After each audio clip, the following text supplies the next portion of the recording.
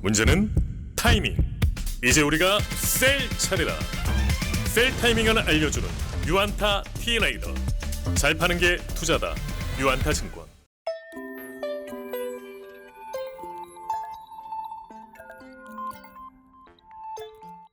안녕하세요. 바쁜 삶 속에서 놓치기 쉬운 이슈들을 정리하는 시간 유안타투데이 유튜브입니다. 최근 많은 관심을 받고 있는 투자자 캐시우드의 아크인베스트가 지난달 30일 우주산업을 테마로 한 ETF를 출시하였습니다. 버진 갤럭틱, 보잉 등 우주와 직간접적으로 관련된 종목들이 포함되어 있는데요. 전 세계 혁신 기업에 투자를 해 높은 성과를 보였던 아크인베스트인 만큼 이번 ETF도 많은 투자자들의 관심을 받고 있습니다. 오늘 유튜브에서는 우주 테마 ETF가 무엇인지, 우주 산업의 전망은 어떠한지, 또 어떠한 국내외 관련 사업자가 있는지 알아보는 시간을 갖도록 하겠습니다. 유안타증권에서 중소형주를 담당하시는 박진영 연구원님 모셨습니다. 네, 안녕하세요. 안녕하세요. 안녕하세요. 네. 네, 최근 출시된 아크인베스트의 우주 테마 ETF가 어떤 건지 설명 부탁드리겠습니다. 네, 아크인베스트먼트는 캐시우드로 유명한 투자 회사인데요. 이 성장 산업이나 바이오, 2차 전지나 아니면 이제 친환경차 관련된 투자를 통해서 큰 수익을 창출해내는 ETF입니다. 그래서 몇 가지 유명한 ETF들이 있는데 이번에 이제 우주와 관련된 테마를 중심으로 한 ETF를 출시를 했습니다. 그 이름은 이제 ARKX고요. 최근에 보면은 이제 관련된 종목들이 미국 시장에서 급등락을 했어요. 이 테마가 형성이 되면서 기대감 때문에 주가가 많이 올랐다가 제자리를 찾은 종목도 있고 높은 수준의 레벨에서 유지가 되고 있는 이런 종목들도 있는데 앞서 말씀하신 대로 이제 보잉이나 버진 갤럭틱 같은 이제 우주와 관련된 사업을 하는 회사들이 주로 편입을 예정하고 있는 그런 ETF라고 보시면 될 것 같고 이제 관련 산업들이 사실 넓혀서 생각을 하면 굉장히 많습니다. 반도체부터 시작해서 이제 국방 산업이 이제 대부분 많이 또 연관이 돼 있고요.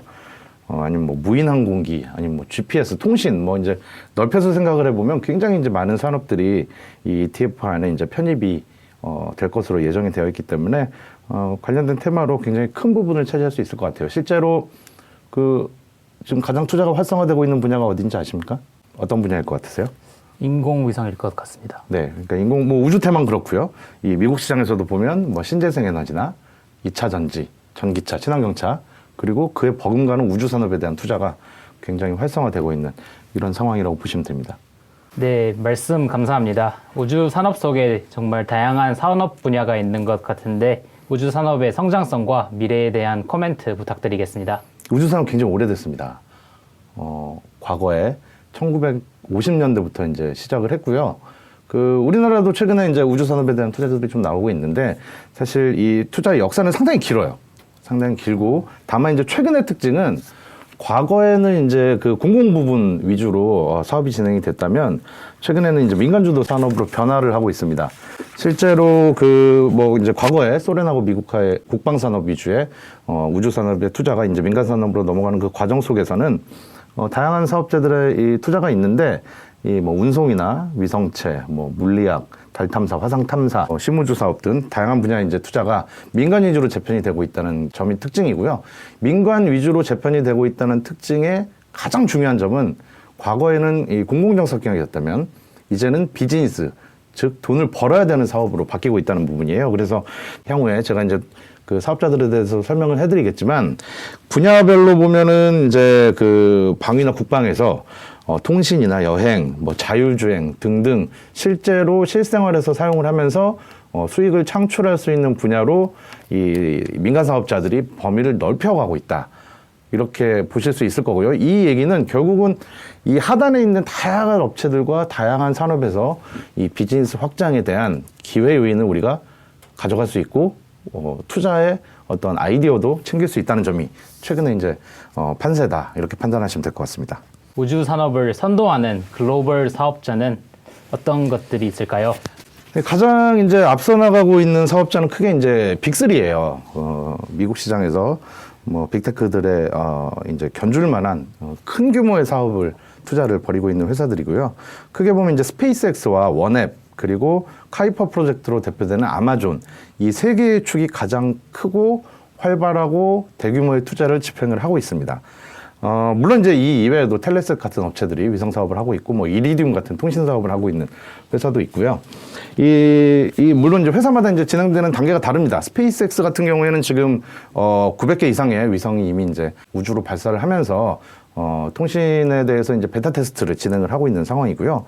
원앱은 스페이스X랑은 약간 노선이 다르긴 한데 지상망과 위성을 동시에 구축을 하면서 지상망 구축을 동반하는 사업 진행을 하고 있기 때문에 이 위성 발사는 스페이스X보다는 약간 느리지만 전체적으로 사업의 이 시작, 통신 사업의 런칭은 약간 더 빠를 수도 있다.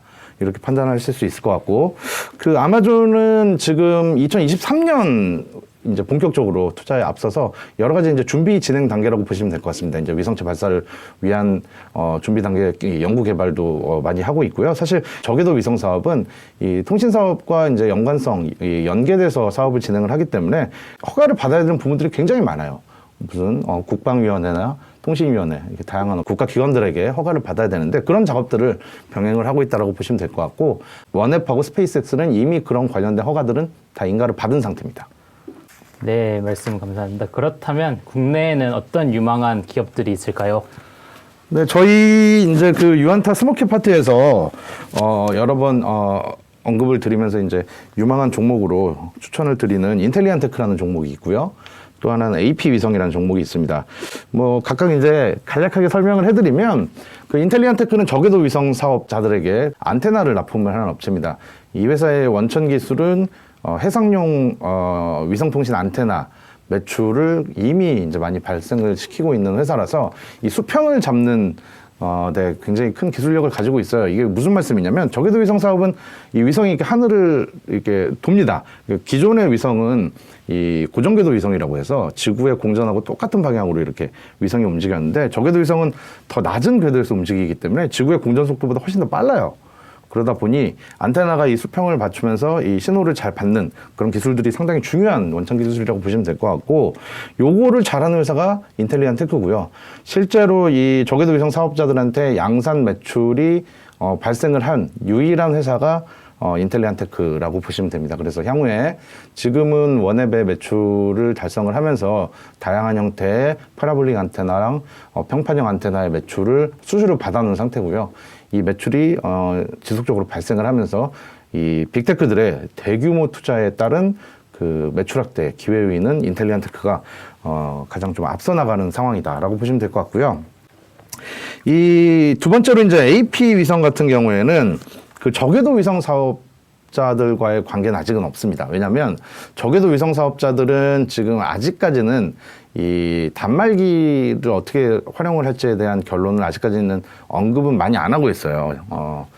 자율주행이나 뭐 이 엔터테인먼트, 그러니까 TV 시청 같은 인터넷을 활용한 여러 가지 수단들에 대해서는 얘기는 하고 있지만, 단말기에 대해서는 아직 얘기를 하고 있지 않기 때문에 그 시장의 규모가 얼마나 이제 다가올 수 있을지에 대해서는 좀 지켜봐야 될 부분들이 있는데, AP 위성은 이제 전체 매출의 반은 위성체 안에 들어가는 탑재체 매출이고요. 나머지 50%가 위성 통신에서 사용하는 단말기입니다. 그래서 요게 이제 나중에 얼마나 이제 확대에 대해서 기회 요인을 잡을 수 있을지 좀 관심 있게 봐야 할 것 같고요. 지금 현재는 AP 위성의 매출은 뚜라야라는 아랍에미레이트의 위성 사업자, 통신 사업자한테 납품을 하고 있는 상황입니다. 그래서 향후에 뭐 원앱이나 스페이스X나 이런 이제 저궤도 위성 사업자들이 단말기 이제 사업까지 정말 이제 우리가 이제 전화 통화를 하는 이 사업까지 진출을 하게 된다면 AP 위성도 기회 요인을 충분히 가질 수 있다. 이렇게 판단을 하고 있습니다. 그래서 정리하자면, 국내에서 뭐 다양한 위성 사업자들이 있는데 이 글로벌 사업자들에게 지금 당장 매출이 발생을 하거나 수주를 받았거나 앞으로 비슷한 사업을 하기 위한 아이템을 가지고 있는 회사는 가장 앞선 단계에 있는 게 지금 인텔리안테크고요. 그 진행 단계에 따라서 가능성을 가지고 있는 회사를 AP 위성으로 보시는 게 합리적인 접근이다 라고 말씀드릴 수 있을 것 같습니다. 네, 자세한 설명 감사합니다. 오늘은 우주 산업과 관련 기업들에 대해 알아보는 시간을 가졌습니다. 우주 산업은 아직 태동기인 만큼 앞으로의 발전이 더욱 기대되는 것 같습니다. 그럼 오늘은 이것으로 유튜를 마치도록 하겠습니다. 우리 모두 부자가 되는 그날까지 유튜는 함께 하겠습니다. 감사합니다. 감사합니다. 문제는 타이밍. 이제 우리가 셀 차례다. 유안타 T레이더.